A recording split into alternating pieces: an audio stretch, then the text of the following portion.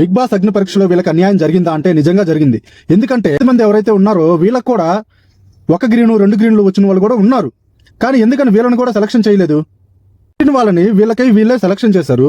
దాంట్లో వీళ్ళకి కూడా ఒక ఛాన్స్ ఇవ్వచ్చు కదా. నెక్స్ట్ రౌండ్ లో చూసుకుందామన్నారు. నెక్స్ట్ రౌండ్ ఏం పెట్టకుండానే వీళ్ళకి నచ్చినట్టుగా వీళ్ళు కొంతమందిని సెలక్షన్ చేసుకుని వీళ్ళు మాత్రం ఉంటారు, మిగిలిన వాళ్ళు వెళ్ళిపోవచ్చు అని చెప్పడం వల్ల వీళ్ళకి చాలా అన్యాయం జరిగినట్టే కదా. ఇదే కన్నడ అగ్ని పరీక్షలో కొత్తగా స్టార్ట్ చేశారు. వాళ్ళు ఏం చేశారంటే వీళ్ళకి నచ్చిన వాళ్ళని కొంతమంది సెలక్షన్ చేసి మిగిలిన వాళ్ళలో వాళ్ళకే కొన్ని టాస్క్లు ఇచ్చి వాటిల్లో ఎవరైతే గెలుస్తారో వాళ్ళని ముందుకు తీసుకెళ్లారు.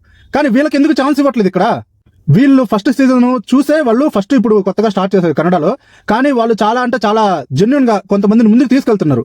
చాలా మంది సపోర్ట్ చేసి వాళ్ళని చాలా ముందుకు తీసుకెళ్తున్నారు. కానీ ఇందులో చాలా అన్ఫేర్ జరుగుతారు. వీళ్ళకి కూడా టాస్కులు పెట్టి మీరు ఇందులో గెలవలేదు, మీరు ఇందులో ముందుకు రాలేకపోయారు అనేసి ఒక రీజన్ చెప్పేసి బయటికి పంపించేస్తే చాలా బాగుండేది.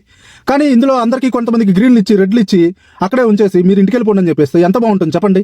కేవలం వీళ్ళు పబ్లిసిటీ కోసమే వీళ్ళని బయటికి పంపించేస్తే వీళ్ళందరూ ఇన్స్టాగ్రామ్ లో యూట్యూబ్ లో వీడియోస్ చేస్తారు, మనకి ఈజీగా పబ్లిసిటీ వచ్చిందని చెప్పేసి వీళ్ళు అనుకొని వీళ్ళని బయటికి పంపించేశారు అంతే.